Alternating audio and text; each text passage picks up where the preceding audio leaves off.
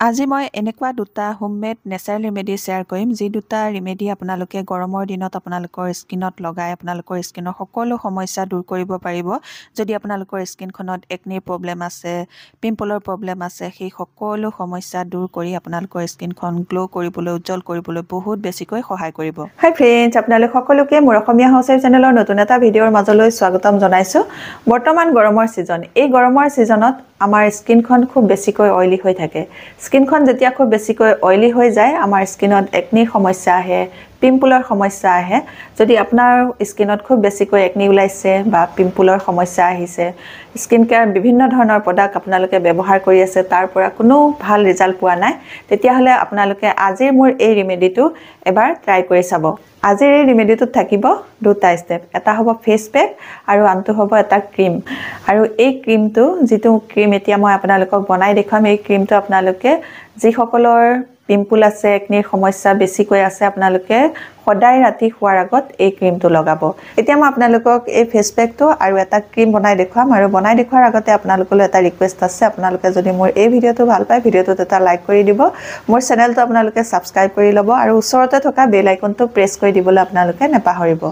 বেল আইকনটো press কৰি দিলেহে মোৰ আহিবলগীয়া সকলোবোৰ ভিডিঅ' নটিফিকেশ্যন আপোনালোকলৈ সোনকালে যাব আৰু আপোনালোকে সোনকালে মোৰ ভিডিঅ'বোৰ চাবলৈ পাব। আহক এতিয়া মই আপোনালোকক এই ফেচ পেকটো আৰু ক্ৰীমটো বনাই দেখুৱাম।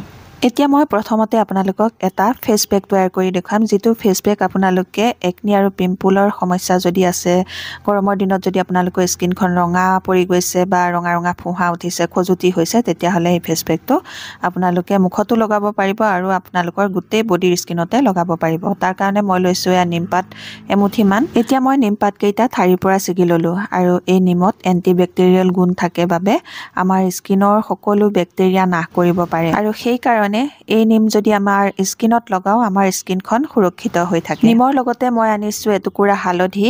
কেঁচা হালধি মই প্ৰথমতে বাকলিটো গুচাই ল'লোঁ। গুচাই লোৱাৰ পাছত এতিয়া মই এই হালধি আৰু নিম একেলগে পিচি ল'ম। হালধিটো এণ্টিবেক্টেৰিয়েল গুণ পোৱা যায়। গৰমৰ দিনত আমাৰ স্কিনত হালধি লগালে আমাৰ স্কিনৰ বেক্টেৰিয়া নাশ কৰিব পাৰে। সেইকাৰণে এই দুবিধ বেক্টেৰিয়া নাশক বস্তু একেলগে যদি মিক্স কৰি আমাৰ স্কিনত লগোৱা হয়, তেতিয়াহ'লে আমাৰ স্কিনখন গৰমৰ দিনত বহুত সুৰক্ষিত হৈ থাকিব আৰু লগতে একনি পিম্পলৰ সমস্যা একেবাৰে দূৰ হৈ যাব। এতিয়া মই অকণমান গোলাপ জল ইয়াতে মিহলাই পিচি ল'লোঁ। পিচি লোৱাৰ পাছত এয়া দেখিছে গুড়ি হৈ গ'ল। গুড়া কৰি লোৱাৰ পাছত এতিয়া মই ইয়াৰ পৰা এটা ফেচ পেক বনাম আৰু এটা ক্ৰীমো বনাই দেখুৱাম। প্ৰথমতে মই আপোনালোকক ফেচ পেকটোকে বনাই দেখুৱাইছোঁ আৰু বনাবৰ কাৰণে মই এচামুচৰ জোখাৰে নিম আৰু হালধিৰ যিটো গুড়া সেইটো লৈ লৈছোঁ আৰু ইয়াৰ লগতে এতিয়া মই মিক্স কৰিম এয়া চন্দন পাউডাৰ। চন্দন পাউডাৰো আমাৰ স্কিনৰ কাৰণে বহুত বেছি ভাল হয়। গৰমৰ দিনত যদি আপোনালোকৰ ছালখন ক'লা পৰিছে বা ৰঙা ৰঙা ফুঁহা উঠিছে, তেতিয়াহ'লে আপোনালোকৰ সেই সমস্যা দূৰ কৰিবলৈ এই চন্দন পাউডাৰে বহুত ভাল কাম কৰিব। এতিয়া চন্দন পাউডাৰ মই এচামুচৰ জোখাৰে দি পেলাই এয়া মিক্স কৰি লৈছোঁ। মিক্স কৰি লোৱাৰ পাছত ইয়াতে মই অকণমান বেচনো দিম। বেচনেও আমাৰ স্কিনৰ ক'লা দাগ দূৰ কৰিবলৈ বহুত বেছিকৈ সহায় কৰে। স্কিনখন চাফা কৰিবলৈও বহুত বেছিকৈ সহায় কৰে। এচামুচৰ জোখাৰে মই ইয়াতে এয়া বেচনো দি লৈছোঁ। ভালকৈ এয়া মিক্স কৰি লৈছোঁ। আৰু এইখিনিতে এটা কথা কওঁ, আপোনালোকৰ ঘৰত যদি কেঁচা হালধি নাই, তেতিয়াহ'লে আপোনালোকে গুড়া হালধিও দিব পাৰিব, যিটো হালধি আমি পাকঘৰত ব্যৱহাৰ কৰোঁ খাবলৈ, তাৰ পৰা অকণমান আপোনালোকে দি ল'ব যদি কেঁচা হালধি ঘৰত নাথাকে। বা আপোনালোকৰ ঘৰত যদি কষ্টুৰি হালধি আছে, কষ্টুৰি হালধি দিলেও হ'ব। এতিয়া মই অকণমানকৈ এয়া গোলাপ জল দি দি মিক্স কৰি গৈ আছোঁ। বেছি ডাঠো নালাগে ফেচ পেকটো, বেছি পাতলো নালাগে। লগাবলৈ সুবিধাজনক হোৱাকৈ এয়া মই বনাই ল'লোঁ। বনাই লোৱাৰ পাছত এইটো কেনেকৈ ব্যৱহাৰ কৰিব লাগে তাৰ নিয়মটো দেখুৱাইছোঁ ব'লক। এতিয়া মই আপোনালোকক এই ফেচ পেকটো প্ৰথমতে তৈয়াৰ কৰি দেখুৱাই লৈছোঁ। এই ফেচ পেকটো আপোনালোকে তৈয়াৰ কৰাৰ পাছত মুখত ধুনীয়াকৈ লেপ দিব। প্ৰথমতে আপোনালোকে আপোনালোকৰ স্কিনখন ভালকৈ ক্লিন কৰি ল'ব। ক্লিন কৰি লোৱাৰ পাছতহে আপোনালোকে এই ফেচ পেকটো লগাব। ফেচ পেকটো আপোনালোকে এনেকৈ থেপি থেপি লগাইহে থ'ব, একো মাছাজ কৰিব নালাগে। ফেচ পেকটো লগোৱাৰ পাছত যাৰ যাৰ একনিৰ সমস্যা আছে, স্কিনত পিম্পলৰ সমস্যা আছে, আপোনালোকে এই ফেচ পেকটো সপ্তাহত 3 দিনকৈ লগাই থাকিব। আৰু ৰাতি শোৱাৰ আগত মই যিটো ক্ৰীম এতিয়া বনাই দেখুৱাম, সেই ক্ৰীমটো লগাই পেলাই শুব। আপোনালোকৰ স্কিনৰ পৰা অতি সোনকালে একনি আৰু পিম্পলৰ সমস্যা দূৰ হ'ব। আৰু আপোনালোকে বেছি অইলি খাদ্য নাখাব, মছলাযুক্ত খাদ্য নাখাব। আপোনালোকে পাৰিলে বইল খাব আৰু আপোনালোকে বতৰৰ যিবিলাক ফল মূল সেইবোৰ বেছিকৈ খাব, জুচ ফলৰ জুচ খাব, এনেধৰণে আপোনালোকে খাদ্য খাব আৰু পানী বেছিকৈ খাব। আৰু এই ফেচ পেকটো আপোনালোকে সপ্তাহত 3 দিনকৈ লগাব। আৰু ফেচ পেকটো আপোনালোকে দিনত লগাব আৰু ৰাতি শোৱাৰ আগত মুখত লগাবৰ বাবে খুব বঢ়িয়া এটা মই আপোনালোকক ক্ৰীমো দেখুৱাম। সেই ক্ৰীমটো আপোনালোকে ৰাতি সদায় শোৱাৰ আগত লগাই শুব। আৰু লগতে আপোনালোকৰ স্কিনখন সদায় চাফা কৰি ৰাখিব, লেতেৰা কৰি নাৰাখিব। আপোনালোকৰ লগত কথা পাতি পাতি মোৰ ফেচ পেকটো লগোৱা হৈ গ'ল। এতিয়া এই ফেচ পেকটো 15 পৰা 20 মিনিট ৰাখিব। ৰাখি পেলাই আপোনালোকে নৰ্মেল ঠাণ্ডা পানীৰে মুখখন ধুই দিব। 15-20 মিনিট ৰখোৱাৰ পাছত মই ফেচ পেকটো ধুই ল'লোঁ। ধোৱাৰ পাছত এতিয়া মই আপোনালোকক ক্ৰীমটো বনাই দেখুৱাম। ক্ৰীমটো বনাবলৈ হ'লে মই এই পিচি লোৱা গুড়াখিনিৰ পৰা অকণমান ইয়াৰ ৰসটো উলিয়াই ল'ম। 2 চামুচমানৰ জোখাৰে ৰস ল'লেই হ'ব। মই এসপ্তাহৰ কাৰণে বনাম, বেছি দিনৰ কাৰণে আপোনালোকে ক্ৰীমটো বনাই নথ'ব। আৰু বনাই পেলাই আপোনালোকে এই ক্ৰীমটো ফ্ৰিজত ভৰাই থ'ব। নিম আৰু হালধি পিচি লোৱাখিনিৰ পৰা এতিয়া মই ৰসটো উলিয়াই ল'লোঁ। ৰস উলিয়াই লোৱাৰ পাছত ইয়াতে মই এতিয়া এল'ভেৰা জেল মিক্স কৰিম।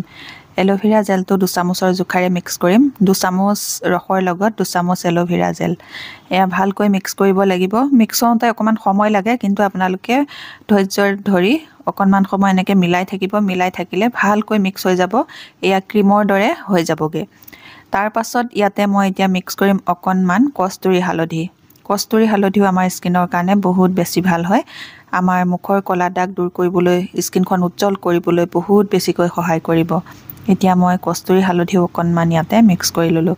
মিক্স কৰি লোৱাৰ পাছত দেখিছেনে একদম জেল টাইপত খুব ধুনীয়া ক্ৰীমৰ দৰে হৈ গৈছে।